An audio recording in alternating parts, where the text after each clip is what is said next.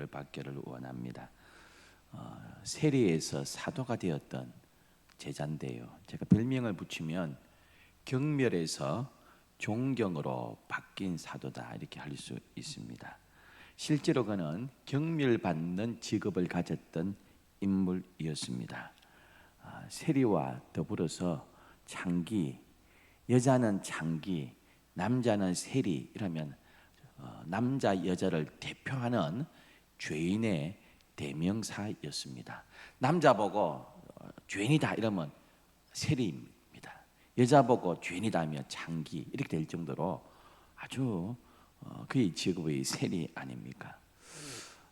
제가 몇 번 말씀드리는데요, 기억나십니까? 세리는 두 종류가 있습니다. 갑바이라는 세리가 있습니다. 갑바이입니다. 갑바이. 이거는 딱 정해진 공세를 거두는 세리입니다. 그래서 이 갑바이 세리는 딱 나라에서 정해진 딱 공세를 거두기 때문에 욕 먹지 않습니다.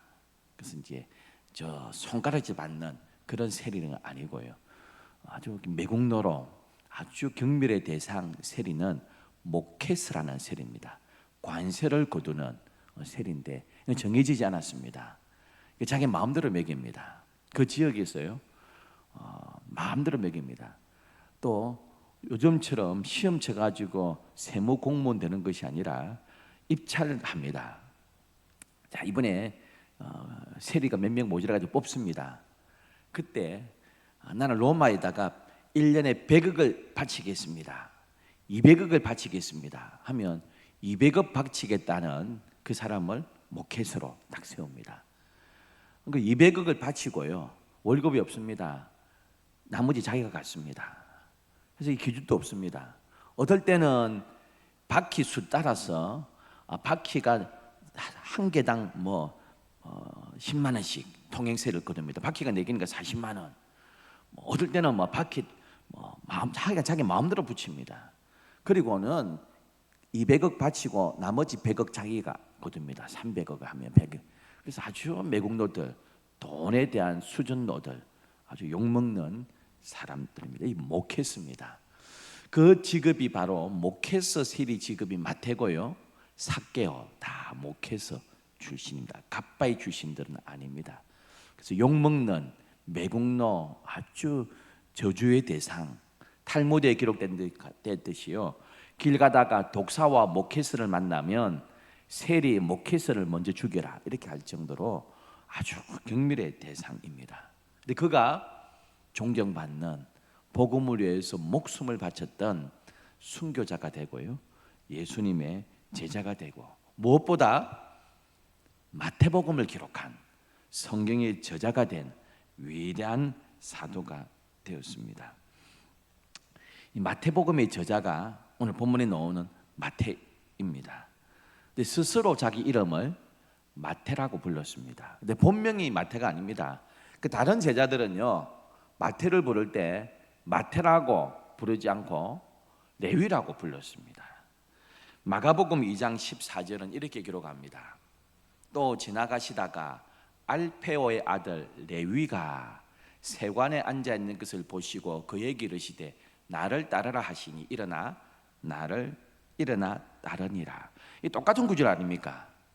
근데 마태복음에서는 자기가 적으면서요, 자기를 마태라고 했는데 다른 사람들은 마태를 부를 때 뭐라고 부르느냐 하면 레위라고 불렀습니다. 그래서 레위가 본명입니다. 그래서 마태는 자기 스스로 자기를 개명해 가지고요, 자기가 자기를 부를 때 나 마태라 부르지 말고 레위라 부르지 말고 마태라 불러다오 이렇게 했던 것 같아요. 제가 대학교 때 전도한 친구가요, 김원곤이라는 친구가 있습니다. 대학교 1학년 때 전도를 했는데 교회를 다니고 예수를 믿고요, 지금 서울에서 안수 집사가 됐는지 모르고 20년 전에 사랑의 교회 집사하고 있고 이제 사업을 하더라고요. 근데 자기가 대학교 1학년 때 예수를 딱 믿고 저보고 이랍니다. 내 이름 바꿨다. 호적을 바꾸지 않았지만 나를 오늘부터 복음이라 불러라. 복음을 지나면서 살겠다. 그래서 제가 우리 만나면 김복음 이랬습니다. 이 마태도요, 레위인데 나 이제 마태다 이렇게 했던 것 같습니다. 그 스스로 이름 바꾼 사람들이 있잖아요. 하나님께서 바꿔준 이름도 있습니다. 야곱 보고는 너는 이스라엘이다 뭐 이렇게 했듯이요. 그거는 하나님께서 바꿔주신 이름이고 자기가 결심하며 이름을 바꾼 사람들이 많이 나오지 않습니까? 제가 한때 모셨던 돌아가신 천국 가신 수영로교회 개척하시던 정필도 목사님, 본명 아니거든요. 예수 믿고 나는 반드시 복음을 도를 지나면서 살겠다. 이래서 필도라고 이름을 바꾸었습니다. 호적까지 개명했는지는 모르겠지만요. 예수 믿고 원래 이름은 정육남이거든요. 정육남인데 나는 이제 필이 도를 지나면서 복음 지나면서 살겠다. 이 마태도 마찬가지입니다. 사람들이 레위라 불렀잖아요. 그래서 마가복음 적을 때도요. 알페오 아이들 레위가 세관에 앉아 있는 것을 보시고, 또 오늘 보면은 마태가 세관에 앉아 있는 것을 보시고, 다른 사람들은 이 사람을 부를 때 레위라 부르는데 후에 나 이제 마태야 이렇게 했던 것 같습니다. 여러분, 레위 하면 어느 지파인 것 같습니까? 틀림없이 레위 지파 사람 같아요. 그래서 아버지가 레위라고 이름을 지으면서 우리는 레위 지파 사람이야. 우리 지파에서 제사장이 나고 레위인이 나고 성전을 섬기고 말씀을 연구하고 말씀을 가르치는 집안이야. 너도 그렇게 앞으로 하나님 말씀을 가르치는 그런 제사장과 같은 레위 사람 같은 인물 되면 좋겠어 하면서 이름을 레위라고 지었을 것입니다.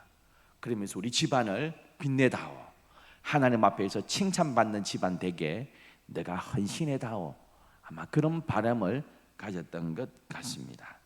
그런데 그는 그의 이름에 어울리는 삶을 살지 못했습니다.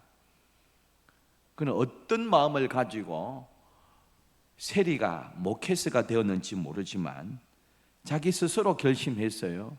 그는 모케스가 되었습니다. 세리가 되었습니다. 여러분, 말씀드린 대로 창기와 더불어 남자로서는 1순위로 죄인의 대명사였습니다.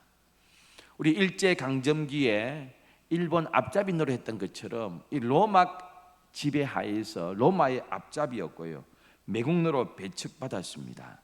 여러분, 세리는 몇 가지 못합니다. 성전에 못 들어갑니다. 유대인인데도요. 아주 경멸의 대상이라서 성전 출입을 못합니다.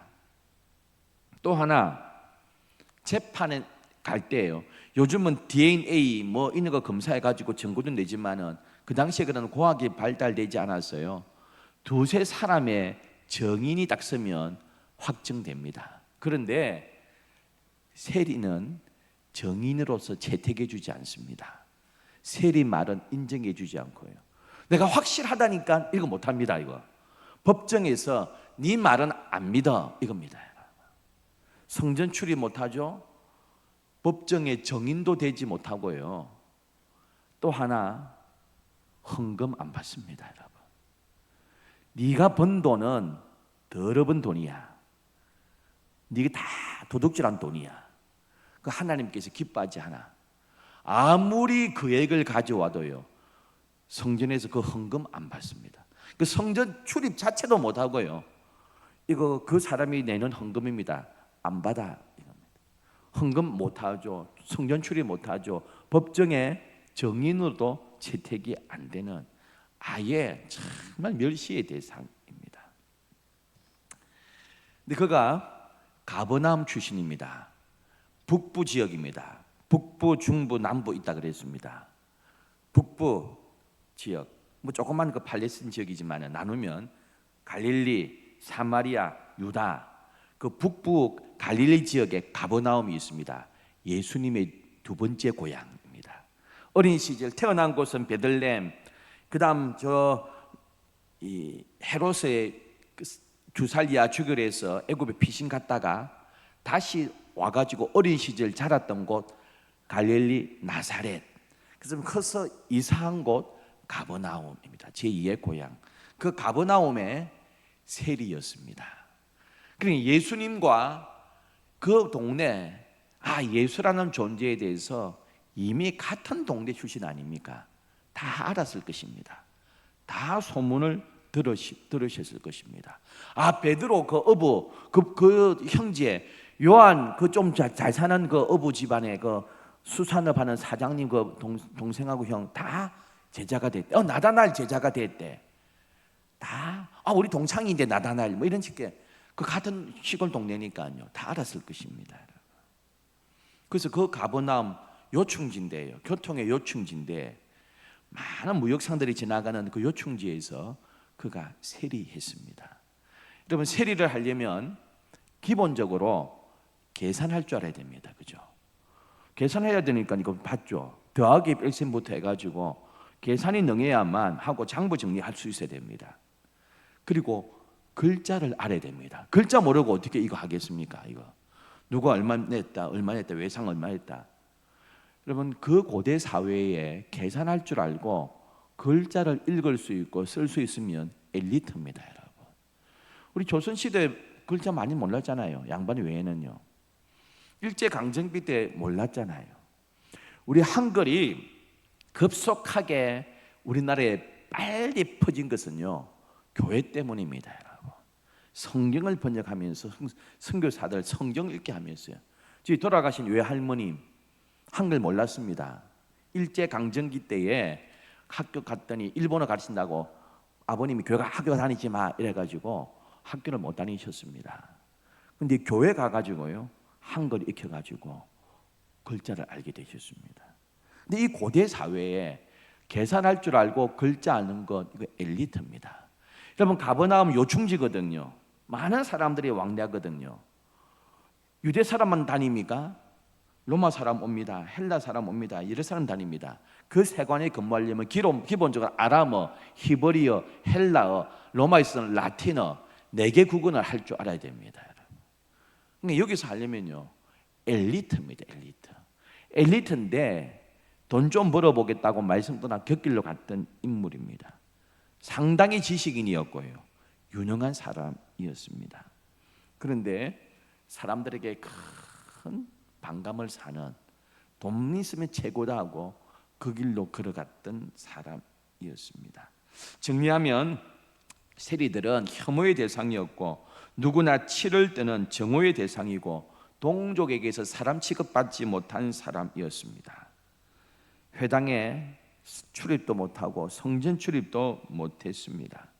근데 그가 어느 날 오늘 9절 말씀처럼 예수께서 그곳을 지나가시다가 마태를 보고요 세관에 앉아있는 것을 보시고 이러시되 나를 따르라 하시니 바로 따라갔습니다. 작가 김승일 씨가 있습니다. 이번에 오래전에 적은 성경과의 만남에서 이 구절을 이렇게 표현했더군요. 제가 30년 전에 대학교 때 읽었으니까 30년 지났는데 이렇게 적어놨습니다. 이 나름대로 묵상해가지고 이분도 이렇게 작가가 되니까요, 이분이 그냥 묵상한 것을 이렇게 놨더라고요. 세관에 앉았다가 세관에 앉아 있는 것을 보시고 나를 따르라. 그래서 이 김승일 작가는 이렇게 표현했어요. 세관 문 앞에 앉아 있습니다. 고민에 빠져가지고 가만히 있습니다. 나를 따르라. 그때 이 마태가 세관 앞에 왜 앉아 있었겠느냐? 왜 앉아 있었느냐? 건물 안에 있었으면 안 보였을 거고요. 그러니까 세관 입구에 앉아 있었을 거다. 고민 가운데 빠졌을 거다. 내가 이대로 살아도 되느냐? 내가 이렇게 욕먹으면서 살면 되느냐? 돈이 최고라고 하면 되겠느냐? 이렇게 비난받으면 되겠느냐? 내 인생이 이대로 끝나면 어떻게 되느냐? 이미 자기의 인생에 대해서 고민에 빠졌을 것이다. 빨리 지금 세금거두로 돌아다녀야 되는데, 온 동네를 뻘뻘거리면서 다녀야 되는데 그러지 아니하고 세간에 앉아가지고 깊은 고민에 빠졌을 때에 예수께서 그만 고민해, 나를 따르라. 그때 그 모든 번민을 벗어버리고 따랐을 것이다. 이렇게 적어 놓았습니다. 어쨌든 그가 예수님의 말씀 한마디에 모든 직업을 벗어버리고 그 길로 따릅니다. 그 한마디에 변화대가 따랐겠습니까? 틀림없이 마음속에 변화에 대한 깊은 열망과 고민이 있었고 예수의 그 초청에 결단했을 것입니다. 무슨 말입니까? 레위인이었던 그가 레위인의 삶을 버리고 선택했던 그 모든 돈이 그에게 행복을 가져다 주지 못했다는 것입니다. 마태는 세리로 있으면서 틀림없이 많은 돈을 벌었을지 몰라도 민족의 반역자고 짐승보다 못한 존재로 늘 경멸과 손가락질을 받으면서 엄청난 고민과 갈등 속에 있었을 것입니다. 마음속에 평안이 없었고요, 기쁨이 없었을 것입니다. 동시에요, 왜 그가 그렇게 바로 결단할 수 있었겠습니까? 그럼 재밌는 것은 사복음서 가운데 제일 먼저 적힌 게 뭐죠? 제일 먼저 적힌 게요, 이 4개 복음서 가운데 마가복음입니다. 마가복음이 4개 복음서 가운데 1번으로 적혔습니다. 근데 순서가요, 마가복음이 아니고 마태복음이 1번입니다. 신약기 가운데. 왜 마태복음이 1번입니까? 마가복음이 제일 먼저 적혀서 마가복음을 이긴 해야죠. 마태복음이 딱 앞에 제일 나왔어요.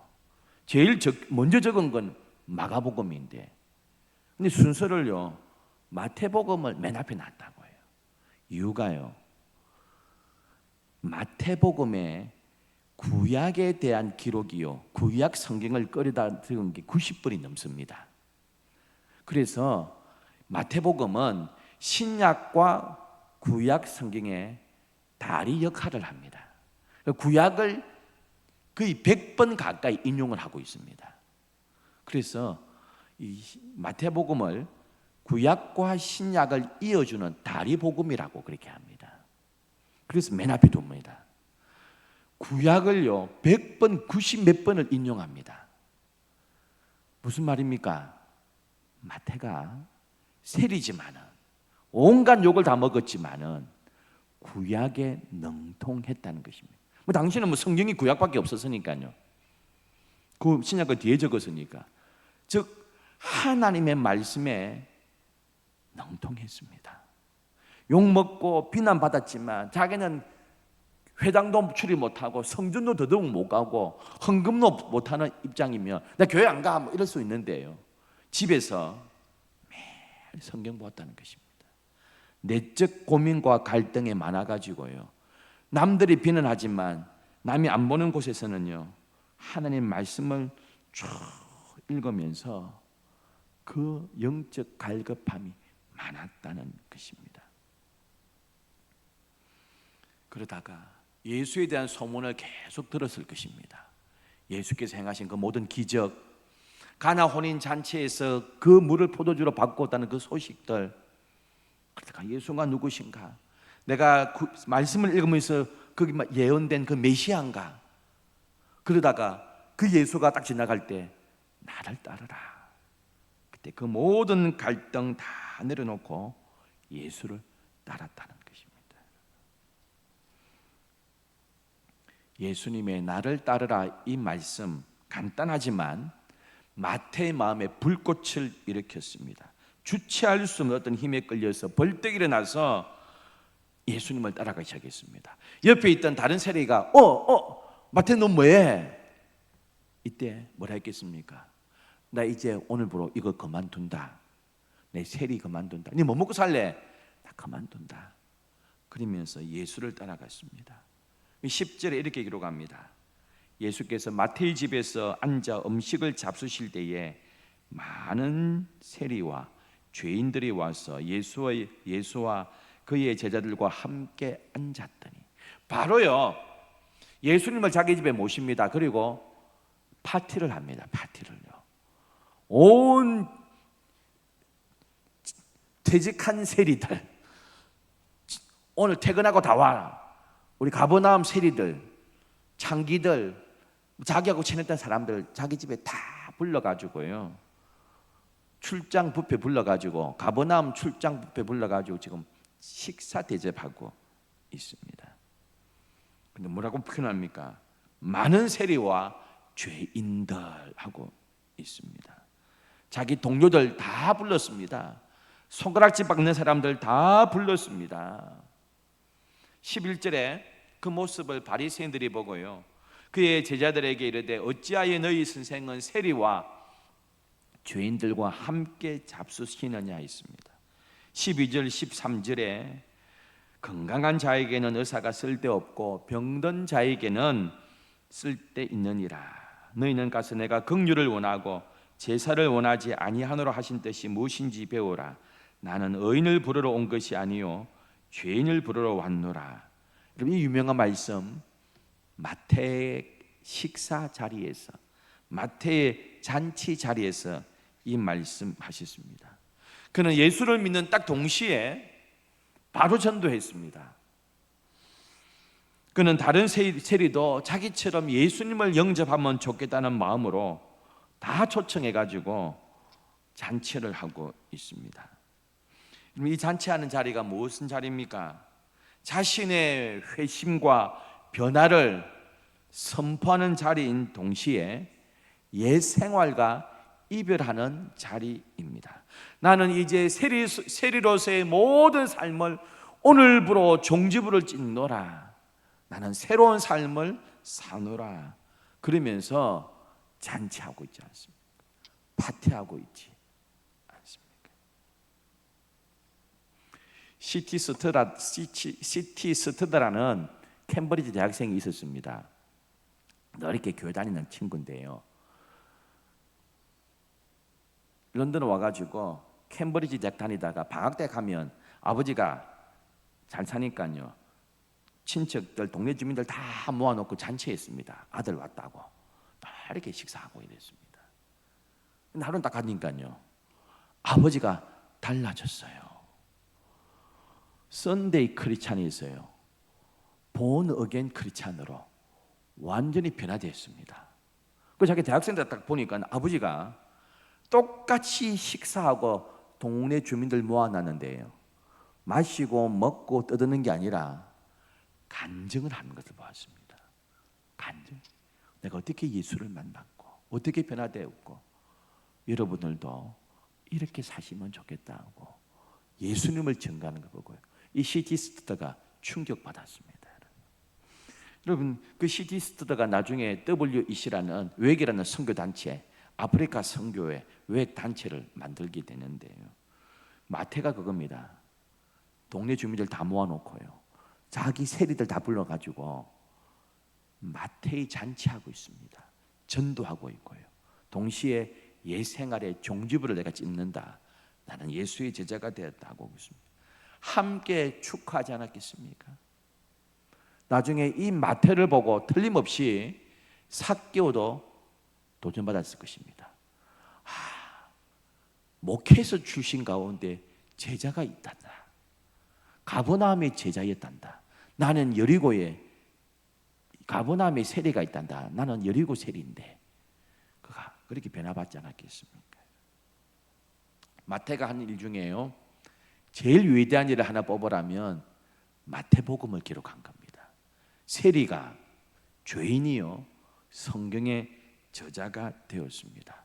그러면서 자기 이름을, 오늘 본문을 적을 때요, 다른 사람은 그를 향하여 레위라고 적는데 자기는 내 이름을 이제 레위가 아니야, 나는 마태야 이렇게 합니다. 마태야. 마태의 뜻은요, 하나님의 선물, 이런 뜻입니다.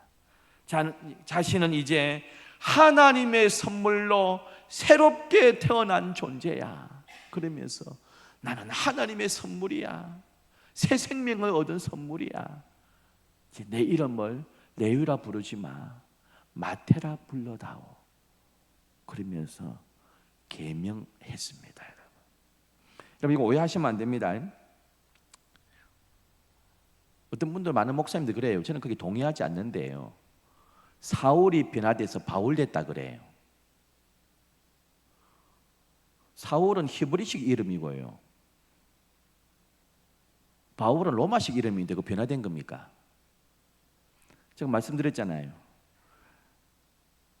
베드로의 아버지 이름은 요나입니다. 히브리식 이름은 요나고 헬라식 이름은 요한입니다. 그래서 바요나, 바 아들, 요나, 요나의 아들 시모나. 요한복음에서는 요한의 아들 시모나. 그러니까 히브리식 이름은 요나, 로마식 이름은 뭐라고요? 요한. 그 시몬의 아버지가 변화돼 가지고 요나가 변화돼가 요한된 거 아니잖아요.